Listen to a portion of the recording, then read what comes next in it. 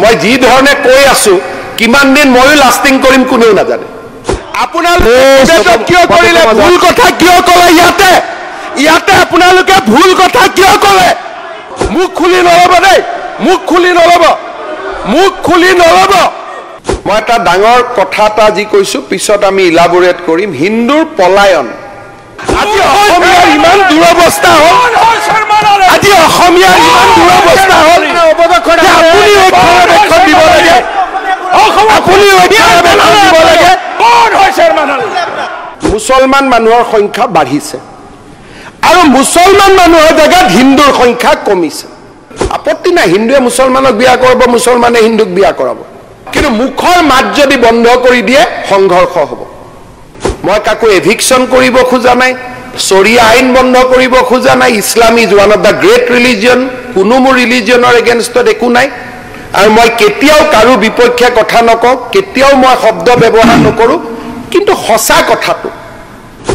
সংখ্যালঘুক যদি নিৰাপত্তা দিয়াত কোনোবা দল ব্যৰ্থ হৈছে সেইটো অকল কংগ্ৰেছ দল ব্যৰ্থ হৈছে আৰু কোনো দল ব্যৰ্থ এজিপি দিনতো ৰায়ত হোৱা নাই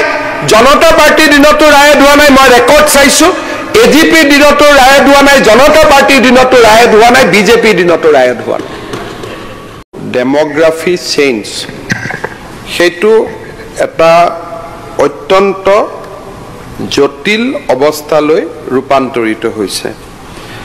আজি যদি আমি চাব যাওঁ 2011 চনৰ যেটো অফিচিয়েল সেন্সাস সেই অফিচিয়েল সেন্সাসত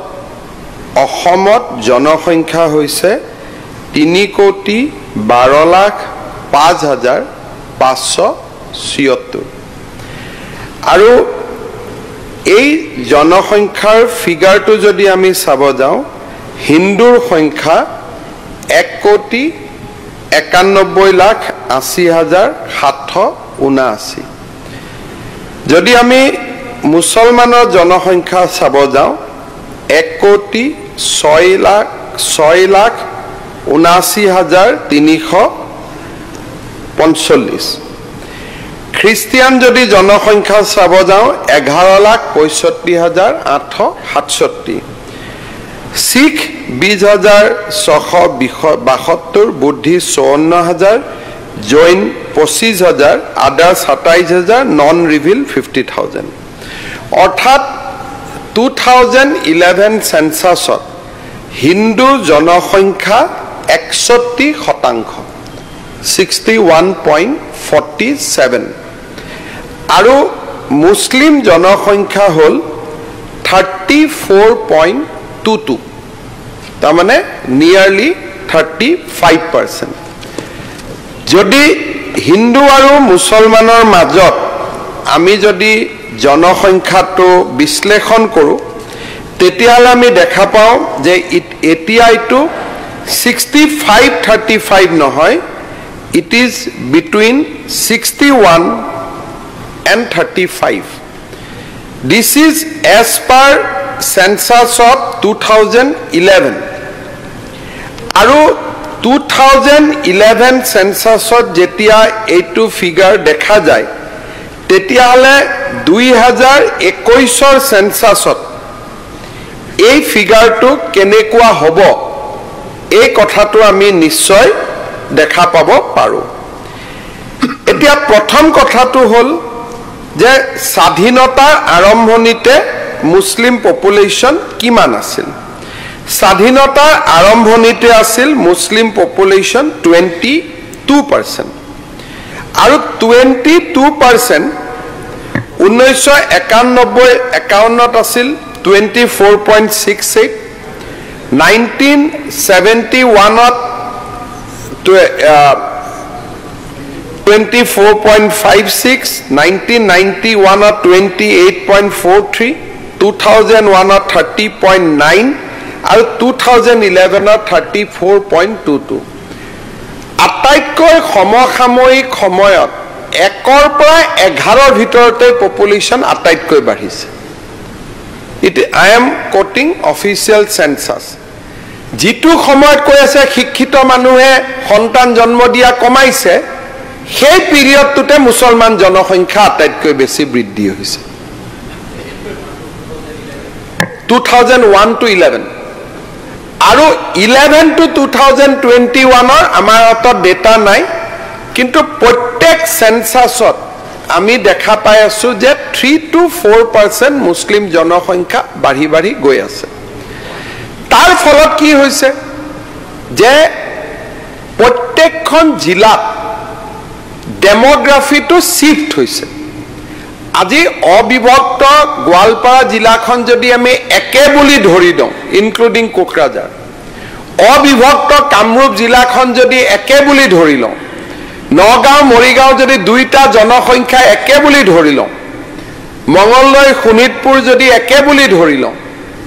লখিমপুৰ যদি একে বুলি ধৰি লওঁ আৰু বৰ্তমান ই গোলাঘাটলৈকে এক্সপান্ড হৈছে যেটো ডেমোগ্ৰাফিৰ পৰিৱৰ্তন ই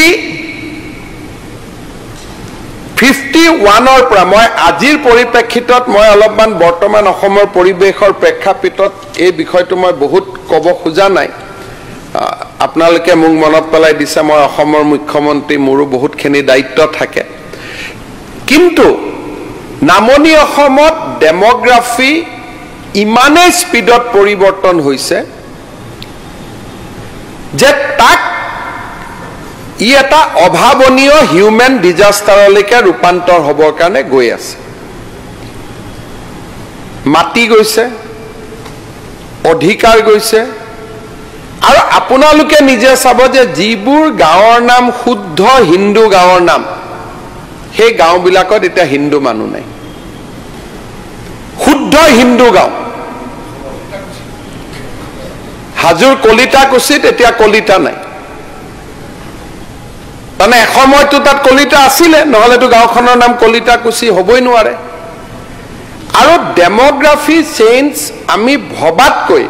মই এখন ডকুমেন্ট উলাই আছো পাৰ পুলিং বুথত হোৱা ডেমোগ্ৰাফিৰ পৰিৱৰ্তন যেটো কোনোবা এদিন বিধানসভাত মই অধ্যক্ষ মহোদয়ক অনুৰোধ কৰিম সেইখন পুলিং বুথত স্কুলো হ'ল এখন পুলিং বুথত হস্পিটালো হ'ল কিন্তু সেই পুলিং বুথতো হিন্দু আৰু মুছলমান ৰেশিওটো ডেমোগ্ৰাফিক্যালি ব্যাপক গতিত খলনি হৈছে স্যাৰ মই আপোনাক অসুবিধা নকৰো স্যাৰ ইন্টাৰফেয়াৰ নকৰো খালি মাননীয় আপুনি যদি আপোনাক ইন্টাৰফেয়াৰ নকৰো sir please don't disturb reply chairman Ali আপোনাৰ মাননীয় অধ্যক্ষ চেয়াৰম্যান আলী মাননীয় অধ্যক্ষ মহোদয় মই কেতিয়াও ব্যৱহাৰটো কোনো সদস্যৰ প্ৰতি বেয়া নকৰো মই এটা ভাবি চিন্তি কৈ থাকো আপুনি যদি মাজত সোমাই দিয়ে নেক্সট লাইনটো মই পাহৰি যাম এতিয়া মোৰ ফ্লোটো আপুনি ভাঙি দিলে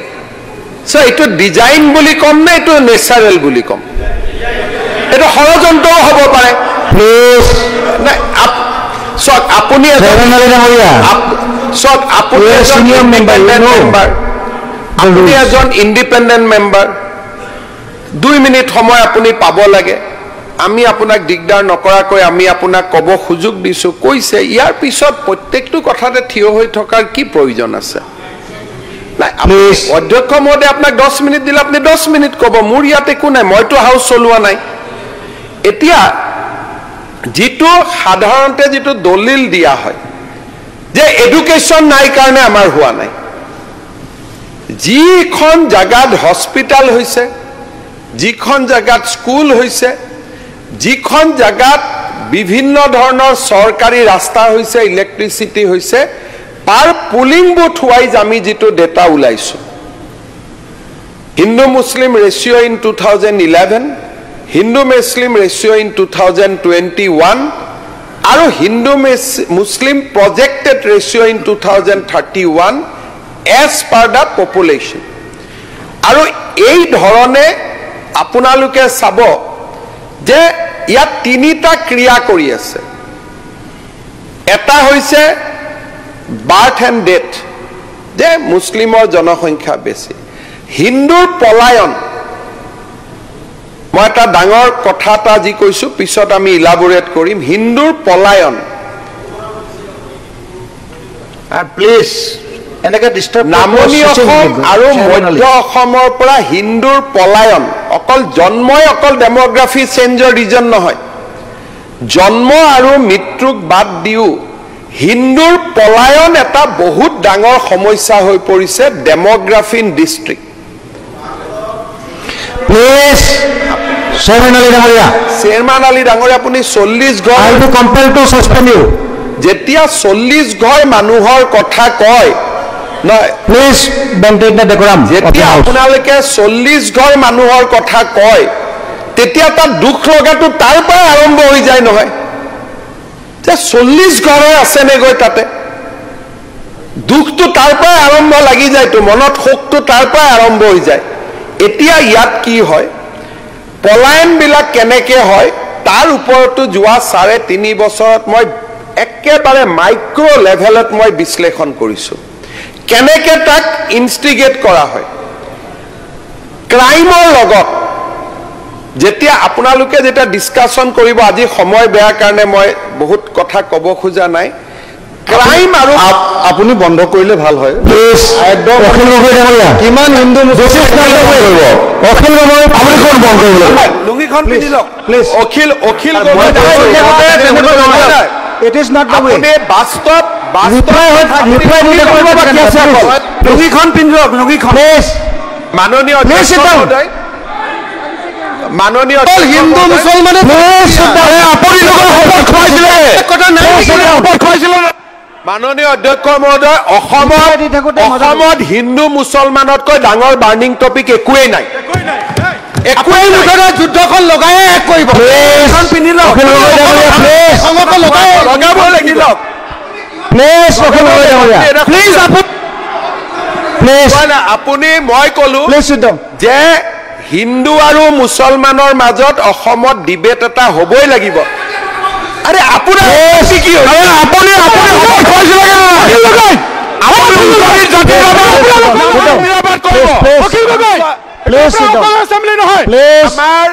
আমাৰ মুছলমান এমএলএ খিনিও যুক্তি শুনিবৰ কাৰণে ৰাজি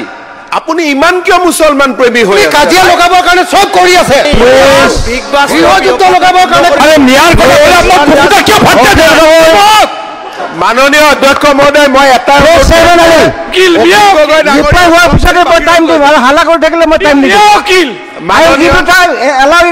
মাননীয় উপাধ্যক্ষ মহোদয় মাননীয় উপাধ্যক্ষ মহোদয় আমি হাউচত এটা ৰিজলিউশ্যন কৰিম যে ডেমোগ্ৰাফিৰ দৰে কথা আলোচনা হলে অখিল গগৈক বাহিৰত ৰাখিব লাগে উপায় নাই আমাৰ আমিতো ক'বই লাগিব এনেকুৱাকে কলে এনেকুৱাকে ডমিনেট কৰিলে হাউচটো এনেকুৱাকে হাউচটো যদি ডমিনেট কৰিব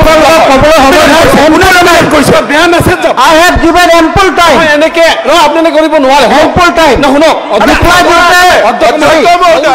এটা নতুন টেন্ডেন্সি এটা হৈছে আমাৰ মুখত আপোনালোকে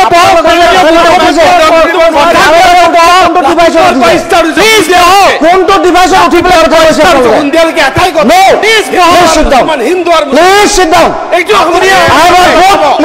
মুখৰ মাত বন্ধ কৰিব নোৱাৰে কথাখিনি শুনি লওক ইমান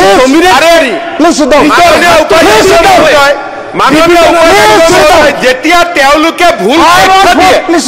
যেতিয়া ভুল তথ্য দিলে যে ডিস্ট্ৰিক্ট কেইখন ভাঙাৰ কাৰণেহে গণ্ডগোল হৈছে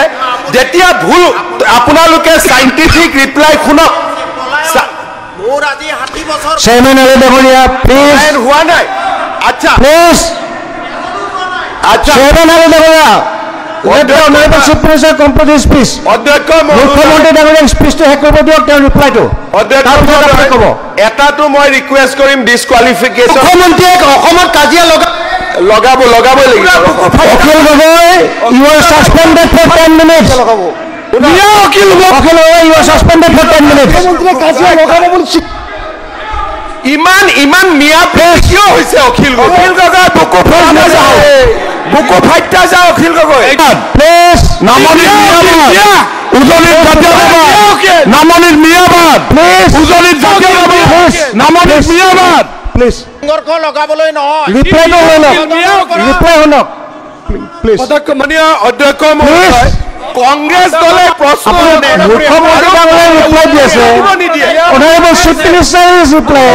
why are you disturbing please listen মুখ্যমন্ত্ৰী ডাঙৰীয়াক ৰিপ্লাইটো কমপ্লিট কৰিব দিয়ক উত্তৰ দিব প্লিজ ৰিপ্লাই উত্তৰ দিব দিয়ক প্লিজ আৰে উত্তৰ দিম ৰাতি 2টা বজাত হ'লে মই উত্তৰ দিম মই দিমেই উত্তৰ ৰাতি 2টাত হ'লে উত্তৰ দিম হিন্দু মুছলমানৰ কি কৰে কৰিব মই বহি আছো 2টাত হ'লে আপোনালোকে কি কৰিছে মই একো শুনা নাই মই কি কৈছো আপোনালোকে প্লিজ শব্দ উপাধ্যক্ষ ডাঙৰী আপুনি অখিল গগৈ ডাঙৰীয়ে কোলাই দিলে ইপিনে বিজেপিৰ মিয়া মিয়া বুলি গালি পদক্ষেপে নলয় অধ্যক্ষ মহোদয় বিজয় মাল মহোদয় মিয়াটো দিয়া শব্দ নেকি সন্মানীয়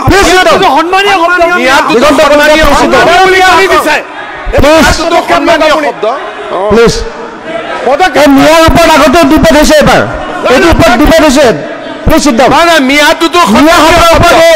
বিধানৰ ওপৰত ডিবেট হৈছে please sit down chairman Ali ডাঙৰীয়াই নিজে মিয়াৰ ওপৰত বক্তব্য দিছিলে আপুনি এইটো ভাল পায় বুলি কৈছিলে বহক প্লিজ মিয়া বুলি ক'লে পুকু ফাইটা যায় মাননীয় অধ্যক্ষ মহোদয় প্লিজ আপোনালোকে মুখ্যমন্ত্ৰীৰ উত্তৰ শুনিব নোখোজে ডিবেট নকৰিব তে আপোনালোকে ডিবেটটো কিয় কৰিলে মইতো খুজি লোৱা নাই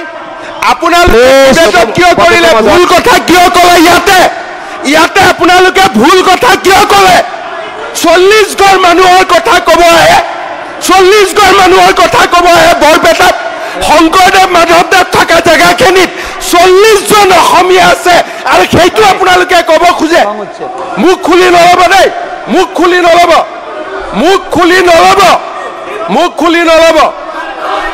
খুলি নল'ব মই ইমানে কৈ আছো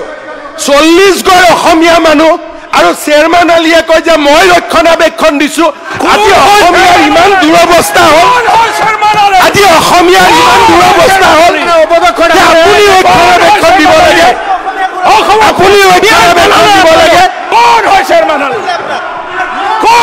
আলী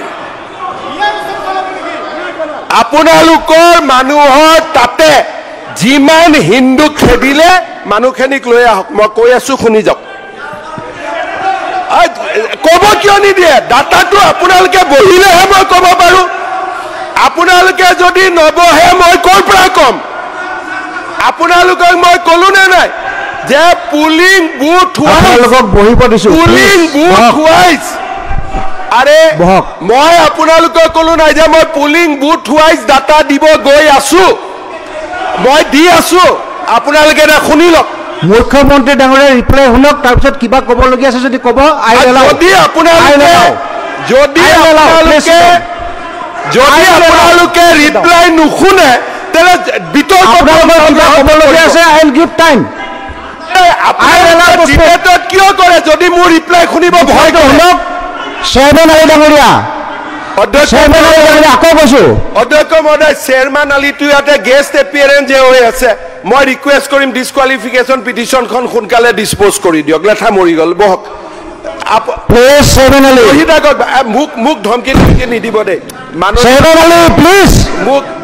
মোক ধমকি দিয়াৰ প্ৰেক্টিচ নকৰিব চেয়াৰমেন আলী ডাঙৰীয়া ৰিকুৱেষ্ট না আপুনি সৰকাৰ না ঘাটকা গতিকে আপুনি বেছি কথা নকয় বহি থাকক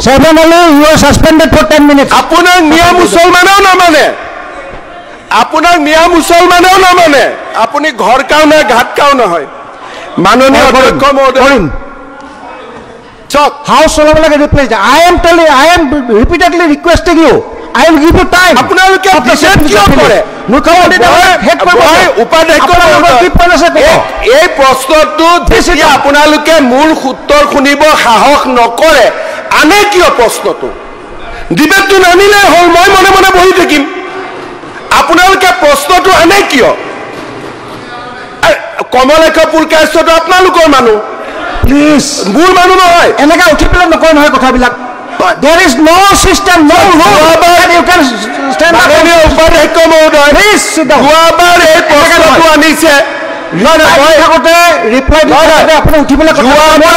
There is no rule. উপাধ্যক্ষ মহোদয় যোৱাবাৰ এইটো প্ৰশ্ন আনিছিলে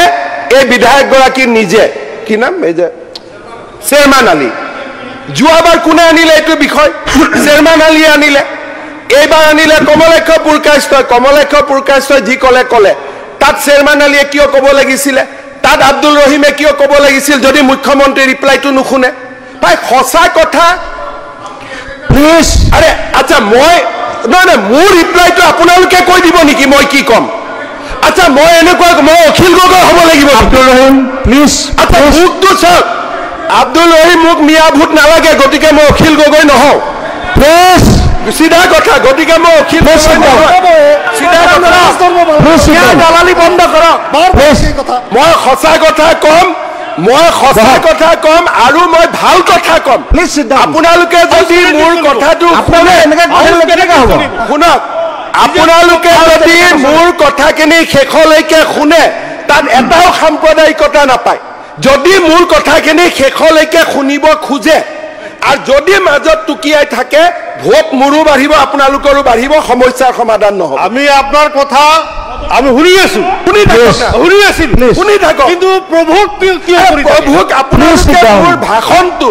10 মিনিট শেষ হোৱাৰ পিছতে জাজমেণ্ট দিব ই প্ৰভুক আছিল নে কি আছিলে মোৰ ভাষণটো নুশুনে ৰাতিপুৱাও নুশুনে এতিয়াও নুশুনে আপোনালোকে যদি ভাবি আহিছে যে এনেকে পালন কৰক আৰু নিৰপেক্ষ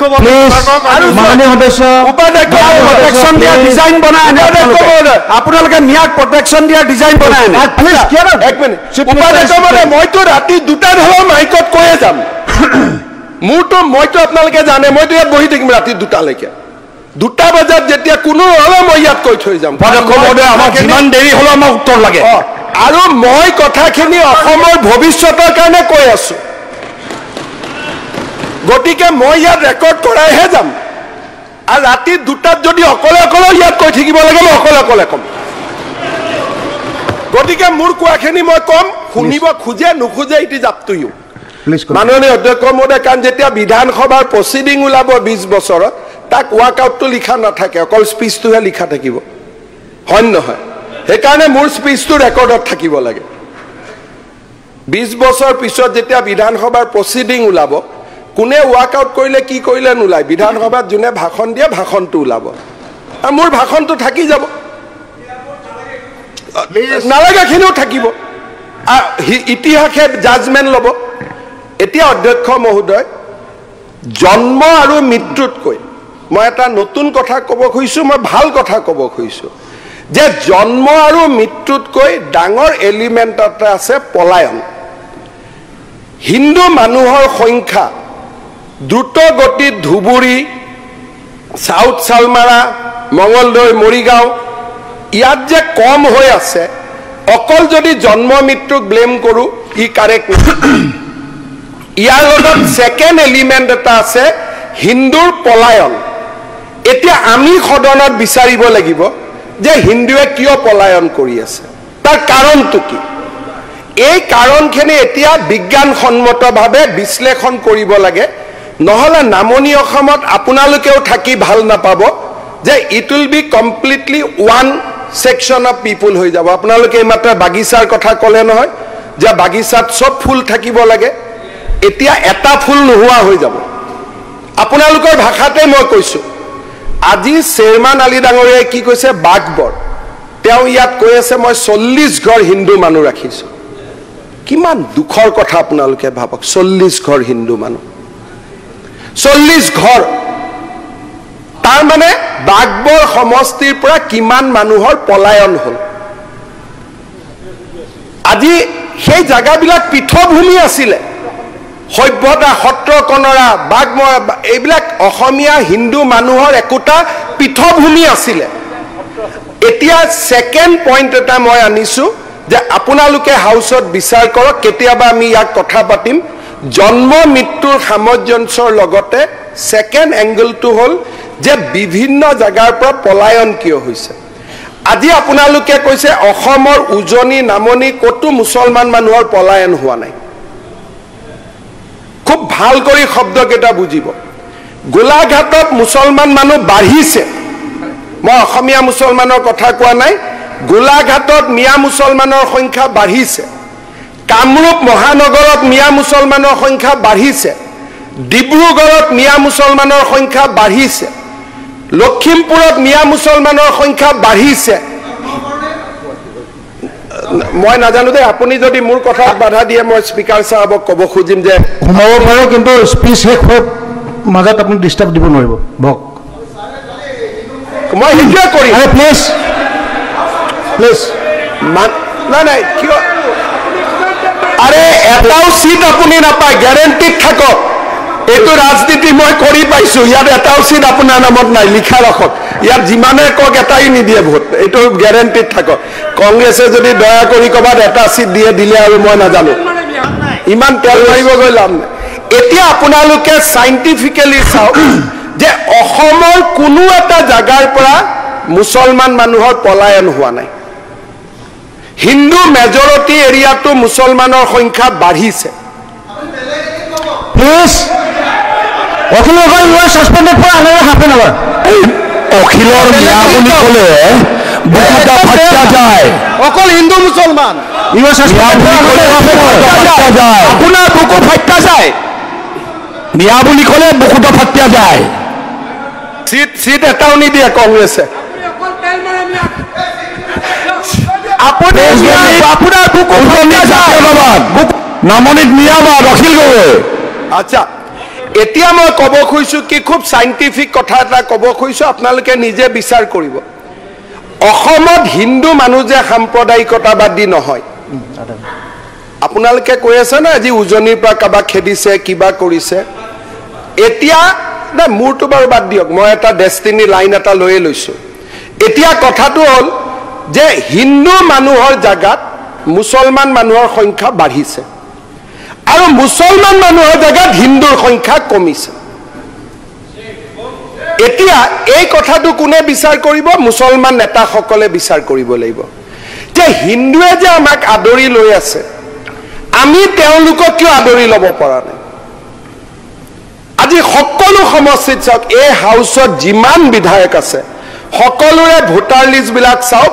2001তকৈ 11ত মুছলমান বাঢ়িছে 11তকৈ 21ত মুছলমান বাঢ়িছে আৰু এজন মুছলমানকো কোনো অত্যাচাৰ কৰা নাই হিন্দু অত্যাচাৰ কৰা বুলি কোনো প্ৰমাণ আছে মই কৈ আছো আছে মই কৈ আছো অত্যাচাৰ দি আছো আপোনাৰ কিবা কথা ৱাজেদা মই দি আছো প্ৰমাণে দিম একদম নিদিয়াকৈ নাথাকো এতিয়া আপোনালোকে এখন হাউচ কমিটি কৰিব নেকি যে অসমত মই একদম সমাধানৰ ৰাস্তাত গৈ আছো যে এখন আমি এই হাউচত হাউচ কমিটি কৰিব পাৰো নেকি যে মুছলমান অধ্যুষিত অঞ্চলত হিন্দু কমিছে হিন্দু অধ্যুষিত অঞ্চলত মুছলমান বাঢ়িছে এটা আপোনালোকে ক'ব ডাটা ক'ত আজি মই নিদিওঁ অহা বিধানসভাত মই পুলিং বুথ ওয়াইজ আপোনালোকক ডাটা দিম মই ষ্টাডিটো অলৰেডি কৰি লৈছো এতিয়া যদি আমাৰ মুছলমান বিধায়কসকলে আপোনালোক নেতা ৰাজনীতিৰ নেতা সমাজে আপোনালোকক মানে আপোনালোকে যদি অলপ বিশ্লেষণ কৰে যে এইটো কিয় হৈছে ই ভৱিষ্যত অসমৰ কাৰণে বেয়া নহব জানো যদি আপোনালোকে মানুহখিনিক অভয় দিয়াব পাৰে বিশ্বাস দিয়াব পাৰে এই পৰিবেশটো পৰিৱৰ্তন হ'ব মই একদম পজিটিভ কথা ক'ব ইয়াত উঠিছো নিগেটিভ মোৰ ইচ্ছা নাই যেনেকে আমাৰ হিন্দু বিধায়কখিনিয়ে মুছলমান মানুহখিনিক সংৰক্ষণ দি আছে মুছলমান মানুহখিনিয়ে হিন্দু মানুহক সংৰক্ষণ দিব পাৰিবনে নাই এতিয়া আপোনালোকক মই ডেটা দিম ৱাজেদাৰ নিজৰ সমষ্টিৰ ডাটা দিম যে 20 বছৰত হিন্দু মানুহ কেনেকৈ কমি গ'ল সংৰক্ষণ দিবৰ কাৰণে কেইটামান হাৰ্ড কাম কৰিব লাগিব আজি মই কাম কেইটা নকওঁ এটা দুটা সৰু সৰু কিন্তু আজি ক'লে আপোনালোকৰ মনটো দুখ লাগিব এইকাৰণে মই আজি কথা কেইটা নকওঁ কাৰণ আমাৰ হিন্দু মানুহ পলায়নৰ কেইটামান কাৰণ আছে নামঘৰত যায় মানুহ যেতিয়া দেখে যে ইয়াত নামঘৰ চলাব পৰা অৱস্থা নাই মানুহখিনি উঠি গুচি আহে মানুহখিনিক ধৰ্ম শৰণ দি থাকে গতিকে মই নেক্সট ডিবেটত মই কম যে কোন কেইটা কথাৰ কাৰণে হিন্দু মানুহ ওলাই ওলাই আহি আছে কাৰণ এইখন অসমত পাৰ্চেন্টেজ যিয়েই নহওক কিয় যেতিয়া এদিন এই ধৰণৰ ডেমোগ্ৰাফি চেঞ্জ হ'ব মানুহৰ উত্তেজিত বাঢ়িব আৰু মানুহে অসম আন্দোলনৰ দৰে এটা পৰিবেশ দেখা পাব আৰু এবাৰ সেই পৰিৱেশটো ৰক্ষা কৰাৰ দায়িত্ব আজি আমাৰ হাউচখনে যদি চিন্তা কৰে যে আমি আৰু এজনো হিন্দু মানুহ বৰপেটাৰ পৰা পলায়ন হ'ব নিদো, ধুবুৰীৰ পৰা এজনো হিন্দু মানুহ পলায়ন হ'ব নিদো, তেতিয়া দেখিব অসমত পৰিৱেশবিলাক নিজে নিজে হিমন্ত বিশ্ব শৰ্মাই হিন্দু মুছলমানৰ কথা কোৱাৰ প্ৰয়োজনে নাই। দ্বিতীয়, ছোৱালী হিন্দুৰ হওক মুছলমানৰ হওক মাৰ এক প্ৰতিবিম্ব। শিক্ষাৰ কথা নাই, যদি মুছলমান বিধায়কসকলে নেতাসকলে লাগি যায় নহয় যে 18 বছৰৰ তলত বিয়া নিদিবি, এটাও বিয়া হ'ব নোৱাৰে। কিন্তু মই কোনো এজন মুছলমান বিধায়কৰ, আপোনালোকৰ মই ফেচবুক খুব চাওঁ, আপোনালোকে যেতিয়া পাব্লিক মিটিং কৰে, আৰে ভাই আপুনিতো মহান ব্যক্তি, আপুনি থাকক, আপোনাৰ লগততো মই আছিলোৱেই, এওঁলোকহে নাই আপোনালোকৰ লগত,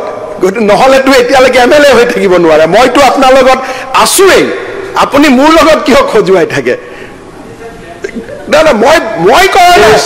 লিডাৰ অফ অপজিশ্যনে সদায় খবৰ লয় পিটিশ্যন কেতিয়া ডিছপোজ হ'ব, মইতো আছোৱেই আপোনাৰ লগত। গতিকে আপুনি আপোনাৰ বন্দুক মাৰি আছে, শত্ৰুক সমৰ্থন কৰি আছে, গতিকে থক, ঠিক আছে। গতিকে আপোনাৰ লগত মোৰ কোনো দুশ্মনী নাই, আপুনি এনে কৰি আছে। মই ফেচবুকত আপোনালোকৰ মিটিংবিলাক শুনো, ৰাতি মই 2-3 বজাত লগাই শুনো। মই খুব আশা কৰোঁ চেয়াৰমেন আলী ডাঙৰীয়া প্লিজ, চেয়াৰমেন আলী ডাঙৰীয়াৰ কথাটো মই কোৱা নাই, মই ক'লো নে আপুনিতো আমাৰ পাৰ্টিতে আছে। প্লিজ চেয়াৰমেন আলী ডাঙৰীয়া ৰ'ব প্লিজ, বাকী ধুনীয়াকৈ শুনি আছে, এজনেও যদি কোৱা চেয়াৰমেন আলী ডাঙৰীয়া বাকী সদস্য শুনি আছে, ৰিপ্লাইটো শুনি লওক। মই যদি আপোনাৰ শুনিবলৈ ইচ্ছা নাই তেতিয়াহ'লে আপুনি লিভ দ্য হাউচ। আৰে আপুনি যদি হাউচখন দিগদাৰী কৰিম বুলি সোমাইছে মই নাজানো, অলপ দেৰি থাকক না। মন আপোনাৰ বয়সটো 16 বছৰ নেকি? এতিয়া স্কুলতে ই উঠে মানে অখিল গগৈ আপোনাৰ পৰা শিকক, আপুনি অখিল গগৈৰ পৰা শিকিছে। ইমান দিনটো হাউচত এনেকুৱা আপুনি নকৰিছিল, আপুনি তেওঁক কিয় কপি কৰিব গৈ আছে? বাদ দিয়কচোন। এতিয়া যদি আমাৰ জননেতাসকলে প্ৰত্যেকটো ভাষণৰ পিছত কয় যে ভাই 18 বছৰৰ তলত আমাৰ গাঁৱত বিয়া হ'ব নালাগে, পৰিৱেশ এটা মই বনাইছো। কেইদিনমান আগতে মই গৈছিলো বিজনীত দলং কৰিবৰ কাৰণে। অজয় কোনটা জেগা ছিল এটা দলং কৰিব? টুকলং। তাতে মই মুছলমান মানুহখিনিক লগ কৰিলো, ভাই কাবাৰ আজিকালি বিয়া হয় নেকি? বোলে নাই, আগে আমি জানছিল না আইনে ওটা বাধা আছে, এখন আপনি আমাকে বলে দিলাম আইনে বাধা আছে, এখন আমি কাকো শাদী বিয়া করতে দিয়ে না। কিন্তু মইতো আজিহে কলো, আপোনালোকে যদি মিটিং বিলাকত সদায় কৈ থাকিলেতেন যে ভাই চা আমাৰ ছোৱালী বিলাকক 18-16 বছৰত বিয়া নিদিবি। আজি কি হৈছে? বিয়া দিয়াৰ কাৰণে ছোৱালীখিনি 22-23 বছৰ 4টা বাচ্চাৰ মা হয়। চালে অলপমান তেজে নাই শৰীৰটোত, শুকাই ক্ষীণাই, কাৰণ 4টা বাচ্চা জমা দিওঁতে যিমান তেজ যায়, যিমান নিউট্ৰিশ্যন বাচ্চাটোৱে লৈ লয়, আমাৰ হিন্দু সমাজৰ 24 বছৰীয়া ছোৱালী এগৰাকী আৰু মুছলমান সমাজৰ 24 বছৰীয়া ছোৱালী এজনী 20% একে হ'ব। 80% যদি আপোনালোকে থিয় কৰাই দিয়ে তে মোৰ লগত আপোনালোকে তৰ্ক নকৰে। আপোনালোকতো একোজন মাৰ পেটৰ পৰাই জন্ম হৈছে, মাৰ প্ৰতি মমতা আপোনালোকৰো জাগি উঠিব। আননেচেসাৰী মোক টাৰ্গেট কৰি আছে মই ভাল কথা কোৱা মানুহজনক। আপোনালোকে মিটিং বিলাকত কোৱা আৰম্ভ কৰক। এতিয়া আপোনালোকে এটা পলিগেমি তথ্য লৈ আহিলে, ক'ৰ তথ্য মই নাজানো। আপোনালোকে জানে যে হিন্দুত উইদাউট ডাইভোৰ্স সেকেন্ড বিয়া হ'বই নোৱাৰে। আমাৰ অসমত ট্ৰাইবেল মানুহসকলেও 2টা বিয়া নকৰায়, ট্ৰাইবেলক কেতিয়াবা এই ৰুলত নপৰে, কিন্তু কোনো বড়ো মানুহৰ ঘৰত 2গৰাকী ঘৈণীয়েক দেখা নাপায় এক্সেপ্ট ৰেয়াৰ কেছ। এতিয়া পলিগেমিৰ ওপৰত আমি আইন আনিব খুজিছো। আপোনালোকৰ মতেতো পলিগেমি হিন্দুত বেছি, গতিকে আপোনালোকেতো মুকলি সমৰ্থন কৰিব পাৰে না। RGIটো মাৰক তাক য'ত আছে সি, যিহেতু আপোনালোকে কৈছে হিন্দুত বেছি, তেতিয়াহ'লে আমি হিন্দুক বেন কৰিব আনো, তাত আপোনালোকে সমৰ্থন কৰক। কাৰণ আপোনালোকে কৈছে পলিগেমি হিন্দুতহে বেছি গতিকে হিন্দুত বহু বিবাহ বন্ধ কৰিবৰ কাৰণে আমি বহু বিবাহ বন্ধ আইন এখন আনিম আপোনালোকে সমৰ্থন কৰিব নে নাই আপোনালোকৰ মতেতো বহু বিবাহ হিন্দুত বেছি গতিকে মই মানি ললো যে হিন্দুত বেছি হিন্দুত বহু বিবাহ বন্ধ কৰিবৰ কাৰণে আমি যিখন আইন আনিম তাত আপোনালোকে সমৰ্থন কৰিব নে নাই এইটোৱে তেতিয়াই কথাটো ওলাই পৰে যে আপোনালোকে মাতৃশ্ৰেণীৰ প্ৰতি এজন ছোৱালীৰ ঘৰত যেতিয়া মূল থাকোঁতে দ্বিতীয়জনী ঘৈণীয়েক আহি পায় তৃতীয়জনী ঘৈণীয়েক আহি পায় সেই ছোৱালীজনীৰ বেদনা অনুভৱ কৰিব লাগিব ছোৱালীজনী মুছলমান ছোৱালী মই যদি হিন্দু ল'ৰা এটাই মুছলমান ছোৱালীৰ বেদনা উপলব্ধ কৰিব পাৰোঁ আপোনালোকে একেই মাৰ পৰা জন্ম হোৱা এজনে কিয় নোৱাৰে সেইটো প্ৰশ্নৰ উত্তৰ দিয়ক অখিল গগৈয়েতো হিন্দু মুছলিমৰ কথা কৈ গুচি গ'ল মইতো মুছলমান ছোৱালীৰ কথা কৈ আছো তাইক পঢ়িব দিয়ক তাইক মা কৰিব নিদিব তাইক মা হ'ব নিদিব আপোনালোকে মিটিঙত কোৱা কৰক দুটা ভোট যাই যাওক এইবাৰতো ইলেকশ্যনত মই মাইনৰিটি এৰিয়াত মিটিং কৰিছোঁ ভোটটোৰ কাৰণে মই এইখিনিকে কৈছোঁ চাবিৰে বাবা বিয়া কিন্তু নাপাতিবি মোক কৈছে মাইনৰিটি এৰিয়াত মই ভোট ল'ব গৈছোঁ মই ভোট ল'ব যোৱা নাই মই মেছেজ দিব গৈছোঁ হেণ্ডশেক কৰোঁতে সুধিছোঁ এই বিয়া কেইটা কৰাইছ মই মোৰ কাম কৰিবহে মই গৈছোঁ প্ৰত্যেকটো ভাষণত তলত হেণ্ডশেক দিওঁতে এই বাবা বিয়া নকৰাবি দেই মা স্কুলত যাবি দেই মা স্কুল পঢ়িবি কলেজ পঢ় আজি নিযুত মইনাৰ দৰে স্কিম আমি কি হিন্দু মুছলমান কৰিছোঁ আমি কি হিন্দু মুছলমান কৰিছোঁ আজি কি অৰুণোদয় আমি হিন্দু মুছলমান কৰিছোঁ এইখন চৰকাৰৰ দৰে সেকুলাৰ কাম কংগ্ৰেছে কৰাই নাছিল আজি আমি থকা কাৰণে মোক এতিয়া আপোনালোকে চাওক অখিল গগৈ দুইফালে কেনেকৈ মাৰে আপোনালোকক সংৰক্ষণ দিয়াৰ কাৰণে আমি তাতে অলপ ষ্ট্ৰিক হ'লোঁ তেওঁ কৈছে আমাৰ সংগঠন কেইটাৰ ওপৰত কিয় নটিচ দিছে মই কিন্তু মুখ্যমন্ত্ৰী হিচাপে মোৰ দায়িত্বটো মই পুৰা পালন কৰিছোঁ ৰাজনৈতিক আদৰ্শ মোৰ যিয়ে নহওক কিয় ফুট মাৰ্চ হৈছে ফ্লেগ মাৰ্চ হৈছে আজি পুলিচ ৰাস্তাত ওলাইছে মুখ্যমন্ত্ৰী হিচাপে মোৰ সাংবিধানিক দায়িত্বত মই ত্ৰুটি কৰা নাই কিন্তু ৰাজনৈতিক ব্যক্তি হিচাপে মোৰ মতাদৰ্শ থাকিবই মই বহু বিবাহক বিৰোধিতা কৰোঁ মই ডেমোগ্ৰাফি চেঞ্জ লৈ চিন্তিত যে নামনি অসম মধ্য অসমৰ ডেমোগ্ৰাফিক চেঞ্জে আমাক খাই পেলাব অসমখন ভৱিষ্যতে অস্থিৰ হ'ব আৰু এটা মই শেষত কথা কৈ সামৰণি মাৰিম আৰু এটা কনচাৰ্ণ হৈছে বাংলাদেশৰ পৰা নতুনকৈ বিদেশীৰ অনুপ্ৰৱেশ টেক্সটাইল ইণ্ডাষ্ট্ৰীৰ কথা অলপ আগতে কোৱা হৈছিলে বাংলাদেশত টেক্সটাইল ইণ্ডাষ্ট্ৰী বন্ধ হৈ যোৱাৰ লগে লগে আজি 6 মাহত অজস্ৰ ৰোহিংগিয়া মুছলমান মানুহ অসমৰ জৰিয়তে ত্ৰিপুৰা অসম হৈ ভাৰতত সোমাই আছে এই ট্ৰেণ্ডটো যোৱা 3 বছৰ নাছিলে যোৱা 3-4 মাহত মুছলিম ইনফিল্ট্ৰেশ্যন হেজ বিগেন ডাটা বিএসএফ আছে আৰে আপনি এইটো জাৰ্নালিস্টৰ ওপৰত আৰে ভাই আপনি স্যাৰ চিফ মিনিস্টাৰ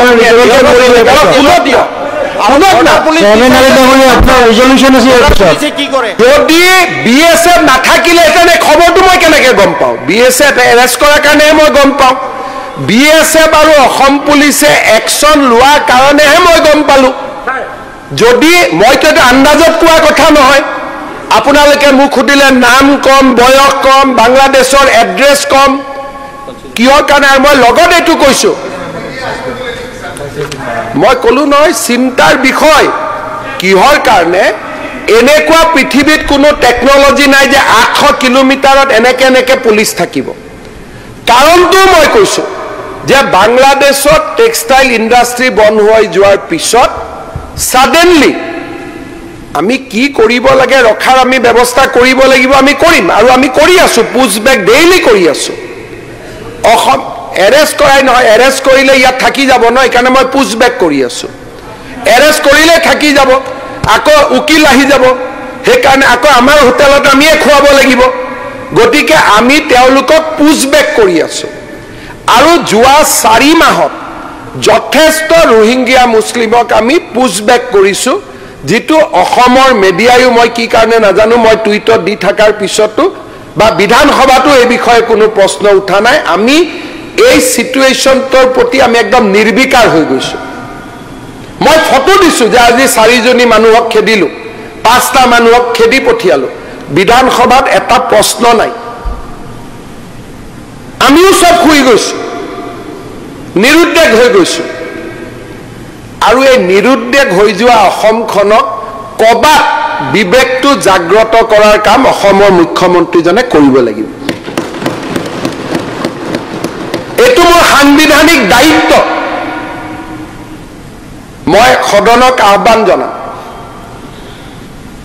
মুসলিম ৰেজিষ্ট্ৰেচনে হক পলিগেমি বন্ধৰ বিৰুদ্ধে আমি অনা আইনে হক চাইল্ড মেৰেজৰ বিৰুদ্ধে অনা আইন আপোনালোকে আমাক মুকলিভাৱে সমৰ্থন কৰক দ্বিতীয়তে নিজৰ নিজৰ যেনেকে হিন্দু এমএলএ খিনিক মই আহ্বান জনাম যে আপোনালোকৰ সমষ্টিৰ মুছলমান মানুহখিনিক আপোনালোকে সংৰক্ষণ কৰক মই মুছলমান বিধায়কসকলক আহ্বান জনাম আপোনালোকৰ সমষ্টিৰ হিন্দু মানুহখিনিক আপোনালোকে সংৰক্ষণ কৰক সংৰক্ষণ কেনেকৈ কৰিব লাগে দুটা বুদ্ধি মই ষ্ট্ৰেটৱে কম ক্ৰাইমৰ ভয়ত মানুহ নপলাই কিহৰ ভয়ত পতাই মই কৈ দিম আজি মই হাউচত ক'ব খোজা নাই কিয় পলাই মই আপোনালোকক কৈ দিম আৰু যেতিয়া এপ্ৰিলত এতিয়া ঢিঙতে যিগৰাকী ছোৱালী হ'ল তাই ঢিঙত থাকিব নোখোজে এতিয়া পৰিয়ালটো থাকিব নোখোজে ঘৰখন এটা এতিয়া হৈছে যে তাই ঢিঙত থাকিব নোখোজে আমাক খবৰ দি আছে যে ঢিঙৰ বাহিৰত মোক লৈ যাব লাগে তাৰমানে ভোটাৰ লিষ্টত 5টা ভোট কমি গ'ল দ্বিতীয়তে হৈছে যে কোনো এখন সভ্য সংস্কৃতি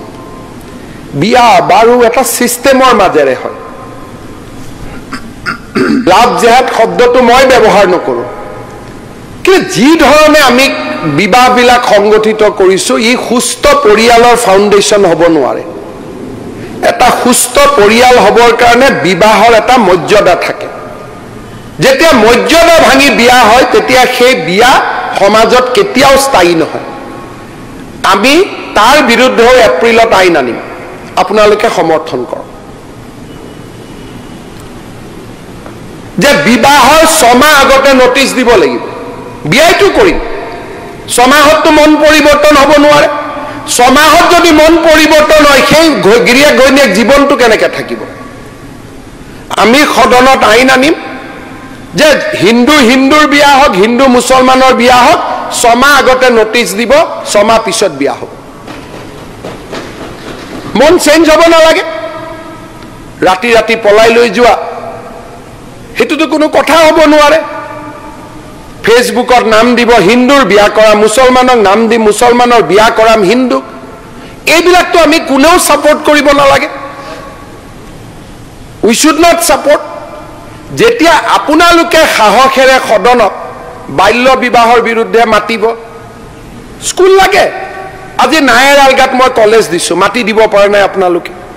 মোৰটো কোনো আপত্তি নাই এডুকেশ্যন প্ৰসাৰৰ ক্ষেত্ৰত আই এম উইথ ইউ কিন্তু সেইটো বাহানা হ'ব নোৱাৰে যে এইটো কাৰণে আমাৰ বাঢ়ি আছে আপোনালোকৰ মতে 10 লাখ ভোট এক জায়গাত মানুহে দি দিয়ে আপোনালোক কিমান পাৱাৰফুল মানুহ চিন্তা কৰক একোটা পোলিং বুথত আপোনালোকে কলে 1999টা ভোট মাৰি দিয়ে আপোনালোকৰ কিমান পাৱাৰ আছে আপোনালোকে চিন্তা কৰক আপোনালোকে কলে বাল্য বিবাহ বন্ধ হৈ নাযাব যিজন মানুহে কোৱাৰ কাৰণে যে এই জায়গাত এক সিম্বলতে ভোট দে সব পুৱা নোপোৱাৰ কথা সব পাহৰি যায় এক জায়গাতে ভোট দি দিয়ে আপোনালোক আমাতকৈ বহুত শক্তিশালী বিধায়ক আমাৰতো একোৱে নাই আমিতো এটা পোলিং বুথত কাজিয়া লাগি থাকিব লাগে যুঁজ বাগৰ কৰি থাকিব লাগে আপোনালোক বহুত ক্ষমতাশালী বিধায়ক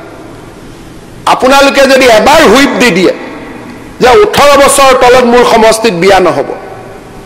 এজন পুৰুষে দুটা বিয়া কৰাব নোৱাৰিব ডাইভোৰ্স নকৰাকৈ কোনো হিন্দু ছোৱালীক পলুৱাই নানিবি, ঘৰত গৈ হাত মাঙি লৈ আহ। আপত্তি নাই, হিন্দুৱে মুছলমানক বিয়া কৰাব, মুছলমানে হিন্দুক বিয়া কৰাব। কৰবাত যদি নামঘৰ আছে, হিন্দু নিষিদ্ধ বস্তু ব্যৱহাৰ নকৰিবি, আৰু কৰবাত যদি মুছলমান আছে, আমিও মুছলমানৰ নিষিদ্ধ বস্তু ব্যৱহাৰ নকৰোঁ। 10টা কোড অফ কণ্ডাক্ট হৈ গ'লেই হিন্দু মুছলমান কৰাৰ প্ৰয়োজনে নোহোৱা হৈ যায়। কিন্তু যেতিয়ালৈকে এইবোৰ নকৰিম, আমাৰ মনৰ দুখবিলাকতো আমি ক'বাততো ক'ব লাগিব না, আমাৰ মনৰ ক্ষোভবিলাকতো ক'বাত ক'ব লাগিব, সেইবিলাক আপোনালোকে শুনিব লাগিব। যদি আপোনালোকে মনৰ দুখ আৰু ক্ষোভবিলাক আমাৰ নুশুনে, তেতিয়াহ'লে কেনেকৈ অসমখন হ'ব? আকৌ বড়োলেণ্ডৰ দৰে ৰায়তে হ'ব। তেতিয়া বিধানসভাত আমি কোৱা কৰিছোঁ, মানুহৰ পুঞ্জীভূত ক্ষোভবিলাক আমি কওঁ কাৰণে এতিয়া অসমত গণ্ডগোল নাই। অখিল গগৈ ডাঙৰীয়াই কৈছে মই হিন্দু মুছলমান লগাই আছোঁ। মোৰ দিনত হিন্দু মুছলমানৰ সাম্প্ৰদায়িক সংঘৰ্ষ অসমত হোৱা নাই, হৈছে যদি কংগ্ৰেছৰ দিনতে হৈছে। আৰু মোৰ আহিবলগীয়া 1.5 বছৰতো নহয়, কাৰণ মই আইন কেনেকৈ চলাব লাগে মই জানো। মোৰ দিনত নহয়, কিন্তু মুখৰ মাত যদি বন্ধ কৰি দিয়ে সংঘৰ্ষ হ'ব। ডেমক্ৰেচিৰ আটাইতকৈ ডাঙৰ কথাটো হ'ল যে কথা ক, লাগিলে আমি নামানো তোৰ কথা। সেইকাৰণে আপোনালোকে কথা কওঁতে মই এবাৰো উঠা নাই, মই শুনি আছো।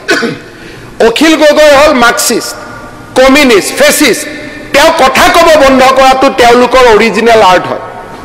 কিন্তু আমাৰ কথাটো নহয়। ভাই কথা ক না, কথা কোৱাত কি আপত্তি আছে? বেয়া কথা শুন, ভাল কথা শুন, বাস্তৱে ডিবেটৰ দ্বাৰা ওলাব। কমলাক্ষ পুৰকায়স্থ ডাঙৰীয়াক মই ধন্যবাদ জনাইছো। Demography change is real, migration is real. এপ্ৰিলৰ বিধানসভাত যদি পৰিৱেশ ভাল থাকে, প্ৰত্যেকটো পুলিং বুথত যোৱা তিনিটা দশকত কেনেকৈ জনগাঁথনিৰ পৰিৱৰ্তন হৈছে পাৰ পুলিং বুথ মই আপোনালোকক দিম।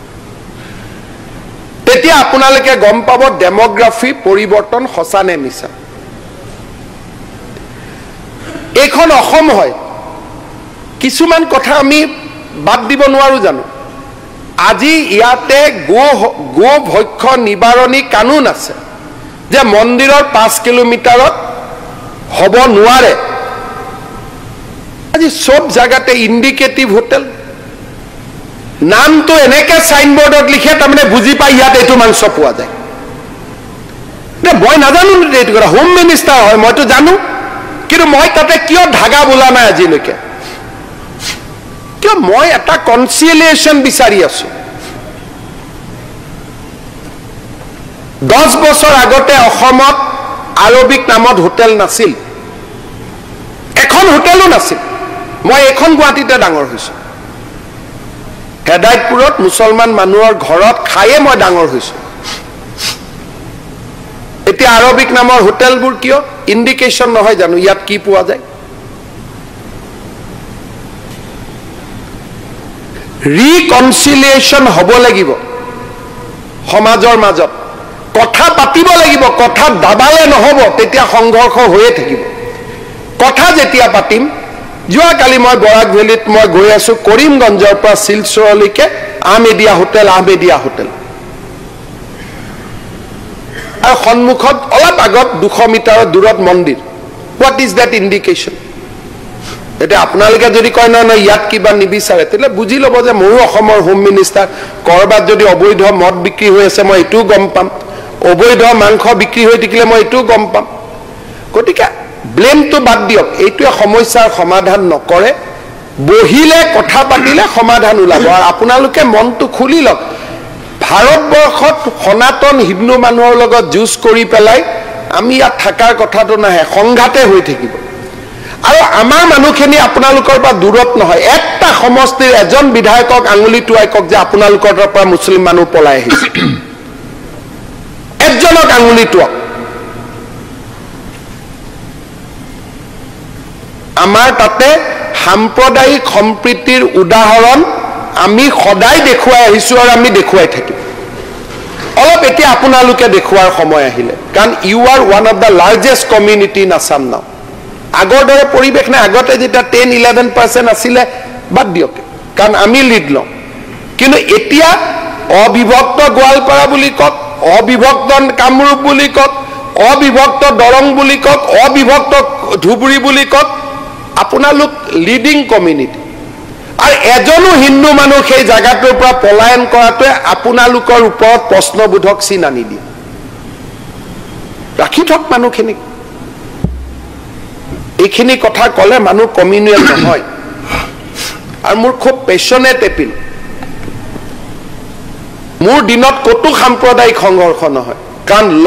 Will take its own course. আমি ক'তো, মই হোম মিনিষ্টাৰ হিচাপে মোৰ দায়িত্বত মই ক'তো পিছ হুহুকি নিদিওঁ।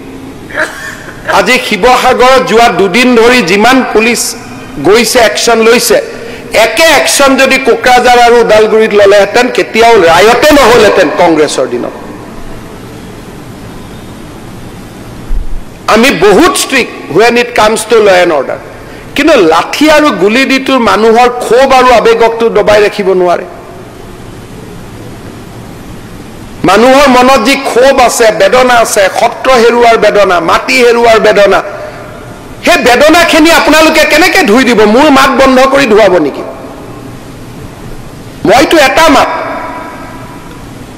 আৰু মইতো আজি হাউচতে কৈছো, মই যি ধৰণে কৈ আছো কিমান দিন ময়ো লাষ্টিং কৰিম কোনেও নাজানে, কোন ফালৰ পৰা মোৰ ফালে টিকা আহিব। That's the record, that's the history. আৰু মই নিজক তেনেকে প্ৰস্তুত কৰিয়ে লৈছো যে মই সঁচা কথাখিনি কম, এণ্ড উইদাউট মেলিছ। মই কাকো এভিকশ্যন কৰিব খোজা নাই,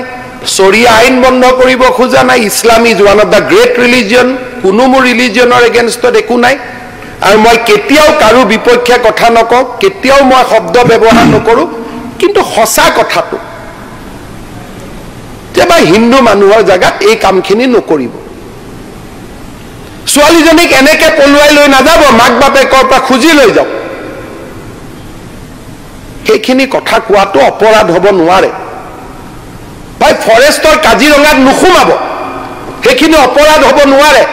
জনজাতীয় লোকৰ জেগাত নাযাব, সেইটো অপৰাধ হ'ব নোৱাৰে। সেইখিনি মুখ্যমন্ত্ৰী হিচাপে মোৰ কোৱাটো দায়িত্ব। পিছত আজি মই বহুত নকওঁ, কেতিয়াবা আপোনালোকেও মনৰ কথাখিনি কওক। আপোনালোকৰ মনতো ক্ষোভ থাকিব পাৰে। এপ্ৰিল মে মাহত এখন ভাল হাউচ হওক, মানুহক ক'ব লাগিব, লাগিলে উইদাউট কেমেৰা হওক, উইদাউট মাইক হওক, উইদাউট ফেচবুক লাইভ হওক, আপোনালোকৰো আমাৰ ওপৰত ক্ষোভ থাকিব পাৰে। আপোনালোকে আপোনালোকৰ কথাখিনি কওক, আমিও আমাৰ কথাখিনি কওঁ, কিন্তু this is not the way. একপক্ষীয় যুঁজ এখন সদায় চলি নাথাকে, ইয়াত গণ্ডগোল হ'বই। আৰু সৰু সৰু কথা, সৰু সৰু সংশোধন, সৰু সৰু চিম্বলিক আৰু আপোনালোকে কৰিব পাৰে, তাকে নকৰি প্ৰভুক কৈ দিব ইলেকশ্যনৰ কাৰণে কৈছে, ভোটৰ কাৰণে কৈছে। আৰে আমি 96 চিট লৈ থৈ দিছো, ইলেকশ্যনৰ কথা আমাক চিন্তা কৰিব লাগে নেকি? আমাৰতো এইটো কোনো টেনশ্যন, এইটো চিন্তা কৰিবলগীয়া নাই। We are not under crisis. মইতো ইলেকশ্যনৰ বাহিৰত গৈ কথা কৈ আছো। চৰকাৰটো মানুহে কৈয়ে দিছে ভোটে দি, এইটো বদলাব খুজিলে ইমান আৰু হিমালয় ভাঙা ইমান সহজ নহয়। এইটো যি আছে আছে, পলিটিক্সটো ডাঙৰ কথা নহয়। কিন্তু বিজেপি ট্ৰেক ৰেকৰ্ড চাব, 14 চনৰ পৰা সোণোৱাল চৰকাৰ, 3.5 বছৰ মোৰ চৰকাৰ, এটাও ৰায়ত হোৱা নাই, এটাও ৰায়ত হোৱা নাই। ৰায়ত যদি হৈছে কেৱল মাত্ৰ অসমত কংগ্ৰেছ চৰকাৰৰ দিনত হৈছে, আৰু কাৰো দিনত হোৱা নাই ৰায়ত। সংখ্যালঘুক যদি নিৰাপত্তা দিয়াত কোনোবা দল ব্যৰ্থ হৈছে, সেইটো অকল কংগ্ৰেছ দল ব্যৰ্থ হৈছে, আৰু কোনো দল ব্যৰ্থ। এজিপিৰ দিনতো ৰায়ত হোৱা নাই, জনতা পাৰ্টিৰ দিনতো ৰায়ত হোৱা নাই। মই ৰেকৰ্ড চাইছো, এজিপিৰ দিনতো ৰায়ত হোৱা নাই, জনতা পাৰ্টিৰ দিনতো ৰায়ত হোৱা নাই, বিজেপিৰ দিনতো ৰায়ত হোৱা নাই।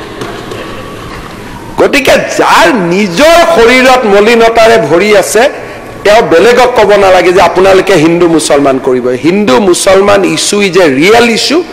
উই need to debate, we need to resolve. যেতিয়া জনজাতীয় অজনজাতীয় হৈছিল অসমত, that was a real issue. আমি কথা পাতিলো, আমাৰ আগৰ নেতাসকলে কথা পাতিলে, 6 শিডিউল আহিল, BTC আহিল, কাৰ্বি আলং আহিল। কথা পতাৰ কাৰণে আজি সমস্যা নোহোৱা হৈ গ'ল। আজি জনজাতীয় আৰু অজনজাতীয় মানুহখিনিৰ সমাধান কেনেকে হ'ল? বিকজ উই ষ্টাৰ্টেড ডায়লগ যে আমি কথা পাতিম যেতিয়া হিন্দু আৰু মুছলমান অসমীয়া মুছলমান মানুহখিনিৰ লগতো কোনো ইছ্যু নাই অধিবাসী মুছলমান আৰু হিন্দু মানুহখিনিৰ মাজত যেতিয়া সংবাদ হ'ব সমস্যাৰ সমাধান হ'ব আৰু সংবাদ নকৰাক আমি ব এনেকে থাকিলে এইটো নহ'ব এইটো বাঢ়ি যাব আজিলৈ ইমান পিছত মই কম ধন্যবাদ। 2 মিনিট এক মিনিট বহকচোন।